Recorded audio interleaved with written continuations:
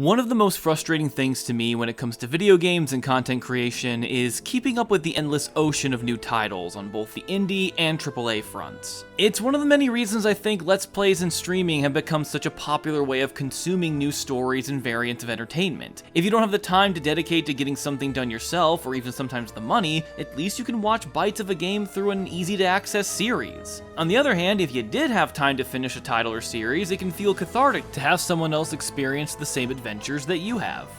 Reactions could be the same or drastically different, since media, entertainment, and art are severely subjective. And so that's why I want to talk about my time with Hollow Knight as I go through it. In part to practice my own skills, to explain and entertain, and to honestly gush about what's really quickly becoming one of my favorite games to play right now, even though I'm not greatly diverse in Metroidvanias. If you're wanting an overall review of the game, I suggest looking elsewhere, as I've only spent about 4 hours so far on the title, and the whole point of this series is just to have fun and kind of do like a docu-series on my experience with old and new games as they come out. But if you're interested to see how this plays out, or you want to see what I've been talking about for the past 2 minutes, then allow me to elaborate. Hollow Knight immediately grabbed my attention with both how simple its opening and introduction to gameplay is. There are some basic tutorials that pop up just so you can't complain about not being told anything, but even then I was already pressing buttons and fiddling with the controllers enough to get the gist of it right out the gate. As I discovered from exploration, frustration, and desperation, you can come up with very simple and interesting means of hopping around the dead underground kingdom of Hollow Nest, without having to fight your first boss or get your first power-up. There are plenty of places locked out to you until you get enough geo, or money, to get certain abilities. I swear Moses will save you! But everything from fast travel, map making, boss locations, money collecting, and lore dumps all come from just going out and finding it, checking every nook and cranny and being sure you've exhausted all your options of traversal before moving on to the next area. Very much a Metroidvania, but as I'm going to explain in a little bit, there's much more that makes this game stand out that's just fucking adorable. Once you start buying into the tools and maps, it gets much easier to track down where you've been and where you still need to go, but everything feels earned. It's so important for a game to have the player enjoy what they're doing, even if it's just unlocking a necessary tool to function. And for me, Hollow Knight keeps emphasizing the thrill and dangers of exploring blindly and rewarding you with insight needed to keep everything together, just by being brave enough to look. And that bravery is tested often. I mentioned before that picking up the controls is pretty rudimentary and simple to do, so it doesn't take much to enjoy and learn how to jump, swing, and take a shot of that fresh soul steep at the right time. But every hit counts when enemies are more mobile than you and have greater reach than you, are unpredictable at times, and can gang up on you regularly. In lore, the air in these pathways drive lesser beings crazy, so unless you see a friendly buggin making noise or acting weirdly normal with a task or point of interest, you are regularly faced with potential death everywhere. Don't be turned off by the difficulty though. In the few hours I've had, I wouldn't be making any comparisons to Dark Souls anytime soon, even though there is sort of like a retrieval system if you do die. Sure, the game is going to get much harder and require more direct timing and me to stop falling into acid. Drop it.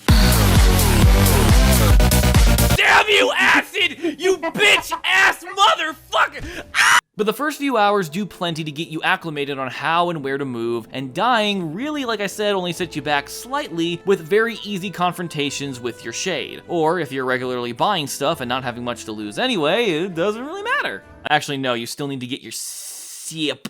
Save for boss battles, you can often escape a bad situation the same way you came in, but if not, being aggressive has a better chance of saving your life thanks to all that yep. As for those boss battles, this is where the game really starts to shine. Unlike your standard grunts, the boss fights have had multiple attack patterns that damn near killed me for my first time seeing them. Hopefully you guys can see that a lot of these animations have little time for reaction unless you know what's coming. So the first couple of times that you're going on these boss fights, you might get slapped up a little bit before you start picking up on what their attack patterns are. With the False Knight, it's a pretty forgiving boss fight once you know what to expect, and by this point in the game I was starting to get comfortable with my aggressive tactics, and my reach. Honestly, the hardest thing about the False Knight's run is getting used to his hops. His swing downs can be pretty quick when he's jumping, but even then I only ever saw him jump and swing when he was moving forward. He'll often back off and give you a safe zone to just swing at him happily. And as long as you never locked yourself in a corner where you couldn't move, his temper tantrum was never much of a bother. I did sweat a little when this happened. Yeah, I forgot he fucking freaks the fuck out there. Oh. Okay, I guess it's time for round 2.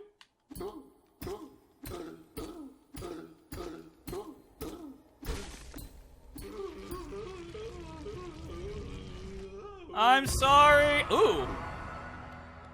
Oh, he was just a little dude. And now for something completely different. First thing, you can't cheese jumping over her, and you can't get lax doing the same aggressive tactics over and over again. You gotta wait for her to open up with attacks and get more comfortable using your Soul Blast, which is the first major power-up, and I'll kind of hint at how that happens later. Or you just swing to get that good for healing or more soulful embraces. Maybe it's just me, but I also felt like going in ham and being so aggressive, like I did with the False Knight and the grunts up to this point. Even the Moth Knights, who do take a little bit more patience on trying to get them to attack and open themselves up, got me in a mindset to always be swinging. So when Hornet comes in with a light shift into a more patient, calculated play, it had me panicked at first. It was fun, it was different, it made sure that the game, while simple, always would keep you on your toes.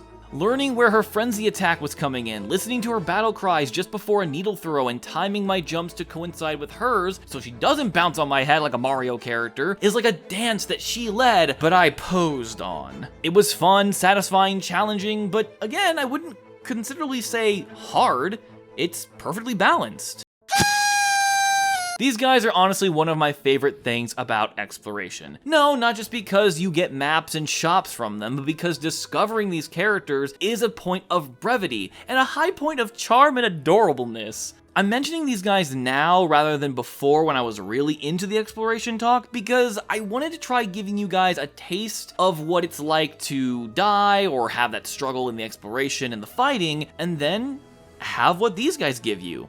That sense of charm. After lots of fighting, climbing, jumping, and maybe even some dying, you get to meet a face that's more interested in striking a conversation or striking a deal. Quirrell and Cornifer are explorers just like you and are interested in the unknown, just like you, but they speak and act and want different things. Quirrell is more friendly and laid back, positing more over the sights seen, while Cornifer's goal is more about mapping everything and potentially not seeing the forest through the trees. He's happy to give you the tools to end up doing the same, and Quirrell, the 2 times I've met him, is more interested in just about discussing the weird history of this land that's slowly being forgotten. But beyond them, the game already is easing in on other connections that literally benefit us. Sly is first met tripping balls and potentially succumbing to the madness of the underground. Just by interacting with him, he comes to his senses and opens up the shop where you'll get your passive and active boosts. Zelda, wife to our boy Cornifor, is just as helpful with her marker purchases and the actual tool needed to draw our own maps. And she's just a lonely housewife that wants to be with her hubby, but he's wrapped up in his work far too often, and yet the way Cornifor talks about his wife, it's clear that he cares very deeply for her. And now we're taking part in why he's not home since we're paying for his explorations and she's not being able to see him, and I may or may not be worried that something bad's going to happen to them. And of course, we can't forget Zote the Mighty, who was bravely rescued by us during a mini-boss fight, but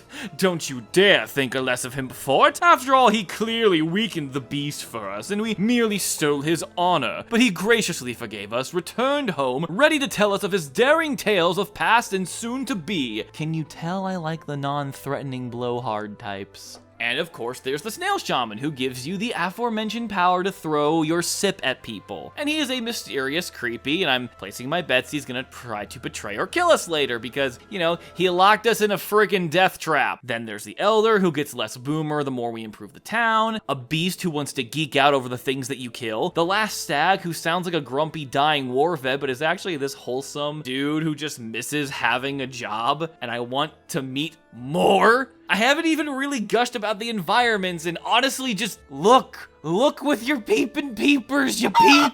And again, guys, this is within the first 4 hours of gameplay that I've streamed. I love these bugs, I love this world, and I've barely explored or unlocked most of it. So I'm sure I haven't even touched the skill curve, but when I do, I'm gonna fight on because I want to experience how else this game can make me feel wonder, fear, frustration, whimsy, and badassery. And when I've got more to say or have experience, I'll happily make another video continuing to document my time with it. Hopefully talking about the lore that I will not look up with the wiki until I've actually discovered everything that I can find in the area, and I need something to help organize my thoughts, and future character development, and future characters. So if you want to come with me on this journey or just relive your own feelings for this game through me, join me on Twitch, follow me on Twitter, and join me on Discord to help keep track of when I stream. All of those down in the description below. My current schedule is Friday to Sunday, 7 p.m. to 10 p.m. Otherwise, let me know down below what you thought of this video, where you'd like the future of this kind of series to go, what's good or bad. I actually want, constructive criticism. What was your experience with Hollow Knight? And please, no spoilers. Otherwise, subscribe with the bells on and to see what else I can waste your time with. I'm Basil, not the herb, asking you all to think tasty.